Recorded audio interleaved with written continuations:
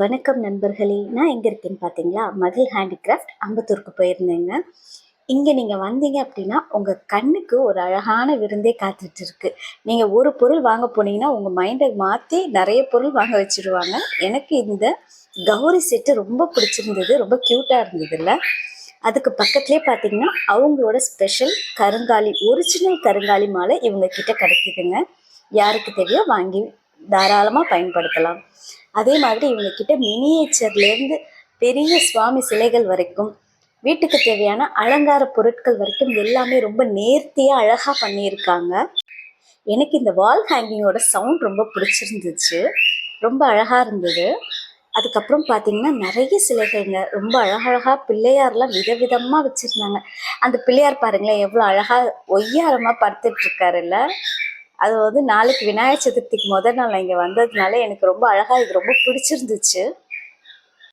அதே மாதிரி பார்த்தீங்கன்னா இவர் எவ்வளோ அழகாக ஊஞ்சல் ஆடிட்டு இருக்காரு பாருங்களேன். இந்த மாதிரி விதவிதமாக எப்போ என்னென்ன சிலை இருக்குன்னு என்னால் ஐடென்டிஃபை பண்ணி சொல்லவே முடியாதுங்க. நீங்களே பாருங்களேன், பிள்ளையார்லேயே எவ்வளோ வகையாக இருக்கிறாங்க. உங்களோட விநாயகர் சதுர்த்திக்கு இன்னைக்கு கண்ணுக்கு விருந்து நான் கொடுத்துட்டேன்.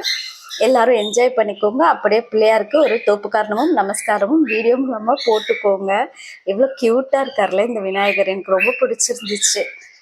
டீட்டெயிலிங்லாம் பார்த்தீங்கன்னா அவ்வளோ ஒரு மைன்யூட் டீட்டெயிலிங் ரொம்ப அழகாக இருந்தது. அதுக்கு அடுத்தது பார்த்தீங்கன்னா அதை விட சிறப்பு, எவ்வளோண்டு பாருங்கள், மினியேச்சர்லேயே என்னென்னமோ வச்சுருக்காங்கங்க இவங்க.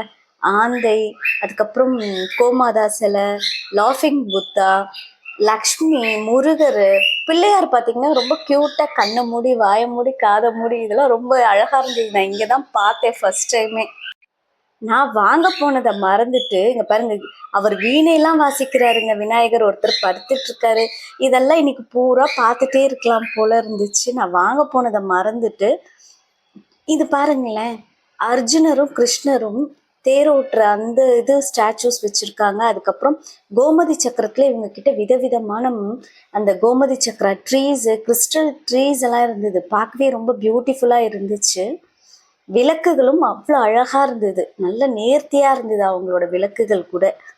விக்கிரகங்கள்லாம் பார்த்தீங்கன்னு வச்சுக்கோங்களேன், ஏதோ அது நம்ம கிட்ட பேசுகிற மாதிரியே இருக்குது. அந்த பெருமாளெல்லாம் ரொம்ப அழகாக இருந்தார், எனக்கு ரொம்ப பிடிச்சிருந்தது.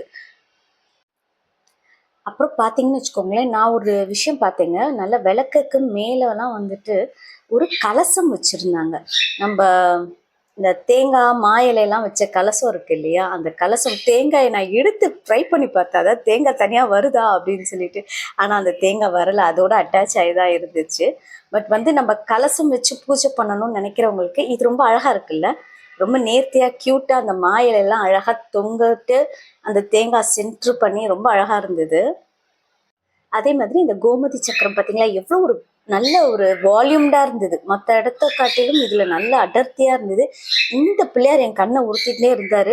பத்தாவதுக்கு என்னோட ஃபேவரட் கிறிஸ்டல் பிரேஸ்லெட்ஸ். ஃபைனலி நாங்கள் வந்துட்டு அந்த கிளி விளக்கு கொஞ்சம் நேரம் விளையாண்டுட்டு பிரேஸ்லெட்ஸ் எல்லாம் பார்த்துட்டு என் ஹஸ்பண்டுக்கு வந்துட்டு 108 டைகரை மாலை வாங்கிட்டேன். ரொம்ப அழகாக இருந்தது. தேங்க்யூ மகிழ். இன்னும் நிறையவே நான் வாங்கணும்னு ஆசைப்படுறேன். கண்டிப்பாக யாருக்கு இந்த மாதிரி கிறிஸ்டல் பிரேஸ்லெட் வேணும்னாலும் தாராளமாக மகிழ் ஹேண்டிகிராஃப்ட்டுக்கு வந்து என்ஜாய் பண்ணுங்கள். நான் மறுபடியும் வேறு ஒரு வீடியோவில் உங்களை வந்து பார்க்குறேன். See you, Tata.